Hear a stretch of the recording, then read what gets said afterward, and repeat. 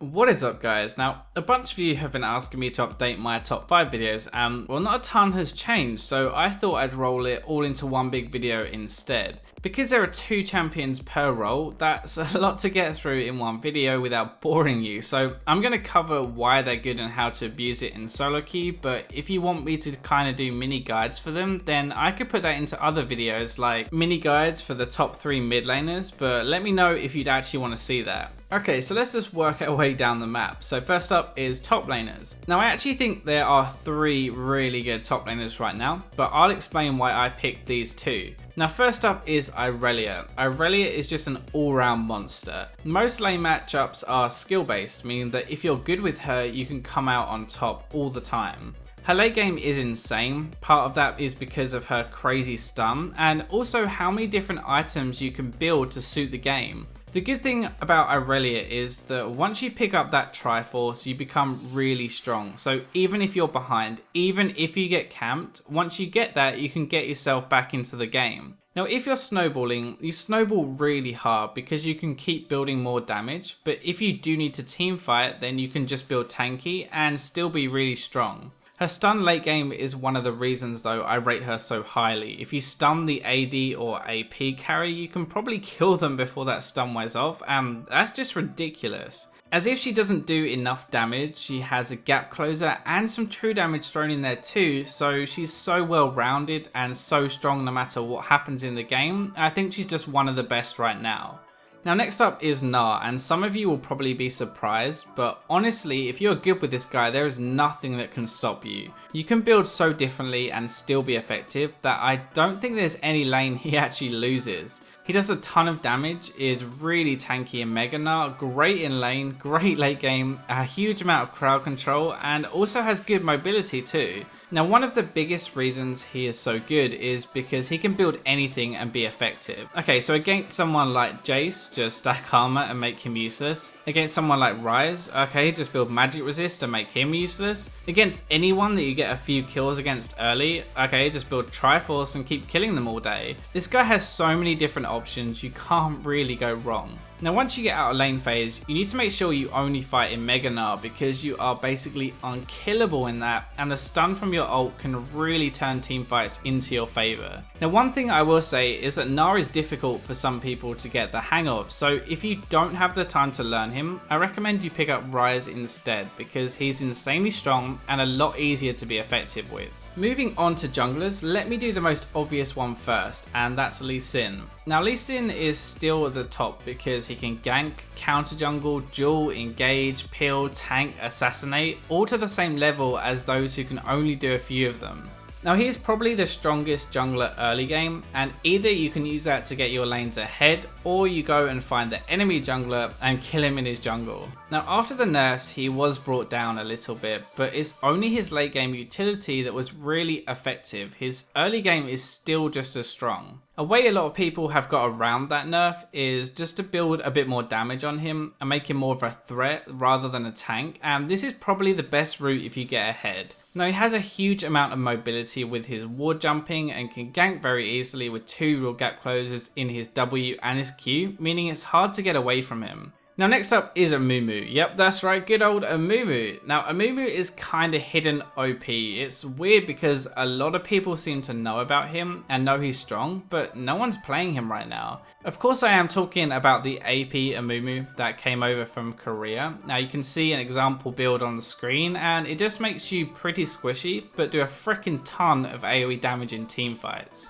Now Amumu has 2 forms of hard CC, 3 AoE abilities, 2 persistent damage abilities, and even a gap closer. Now this guy can almost one-shot carries after getting his Spectral Wraith, and that kind of damage is ridiculous when you remember that it's AoE as well. The other reason he is so good is because he scales so well. Late game you are going to be doing just as much damage and you'll be tankier too, so you're really going to be a threat. A lot of the other popular junglers are people like Kha'Zix and Lee Sin, and honestly, when you get to team fights, you will destroy them and be so much more useful. Now all I've spoke about so far is his team fighting, right? Well, his ganking is actually pretty good too. He has that huge gap closer stun, a ton of burst if you max your E first, and he clears so fast that you can actually get off a lot of ganks while waiting for camps to respawn. Now moving down again, we're going to hit our top 2 mid laners. Now the easiest way to carry as a mid laner right now is to create picks and blow people up, constantly making the game a 4v5. Now Syndra has one of the highest bursts at level 6, she punishes mistakes really hard, she can kill pretty much anyone instantly, and most lane matchups are skill based too.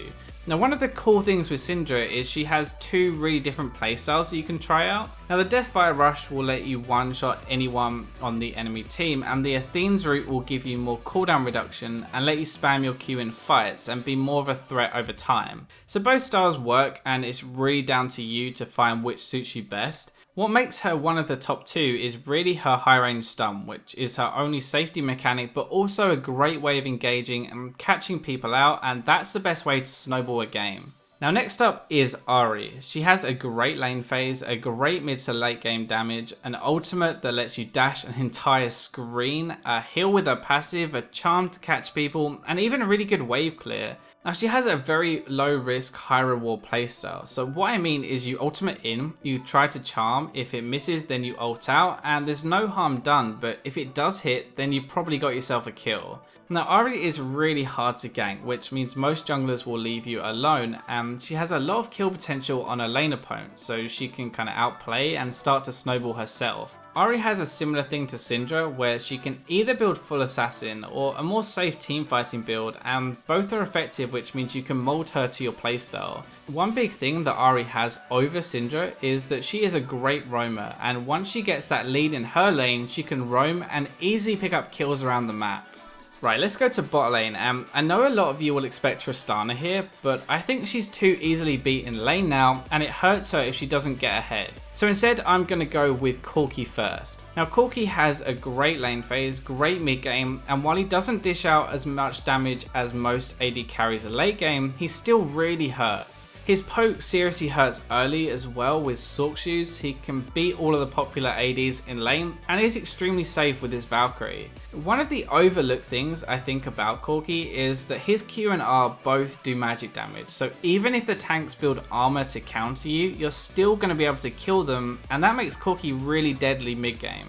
I say this every time I talk about Corki, but he's just so easy to play. His trade combo is auto attack into a Q, and that's really not hard to do, and it makes winning lanes super easy. The good thing about winning a lane is that he will take that lead and he will ram it up your opponent's backside because he snowballs so hard. Now next up is Lucian, and this guy has been nerfed a lot, but he still is the best all-round AD carry right now. He has really high mobility, high damage, great synergy with Infinity Edge because of the passive, a ton of ability damage which is great for mid game, and his lane phase is okay too.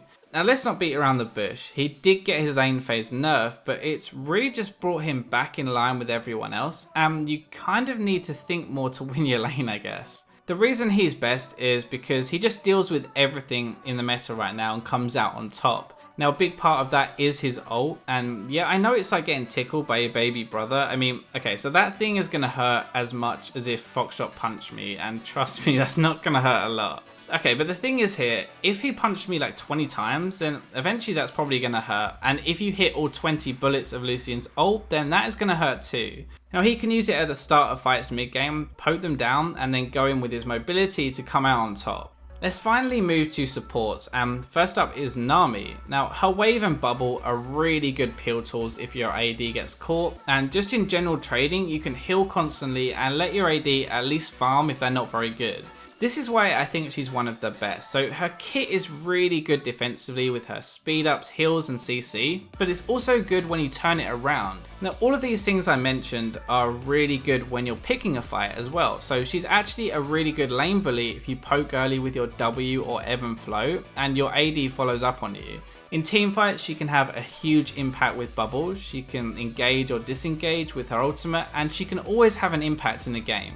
Now if you've watched any of my other support videos, you know I always say that Thresh is a monster because of his kit. It doesn't even matter about numbers, he just has too many awesome abilities to not be good. Now he has a hook, a knockback, an AoE slow, a shield and his lantern, which means he can engage, peel, zone, save people, and I don't think any other support can rival that. The thing that puts him so high for carrying solo queue is his hook and his lantern though. Now his hook is great at catching people in lane and mid game. In lane you're going to get your AD carry kills, and in the mid game you'll start team fights with an advantage with someone on their team being core. The lantern is really there to save your teammates when they decide to randomly be a dumbass and go in. They probably then decide they shouldn't have and look for a way out, and hey presto, you're there to save the day. So that's my top 10 god tier champions for solo queue, and I hope you guys enjoyed it. Now I didn't go too in depth in each of the picks here, but if you want me to, I'm more than happy to do mini guides for all the champions in this video and kind of group them together in their roles. If you do want to see that, let me know, but as always, I'll catch you in my next video.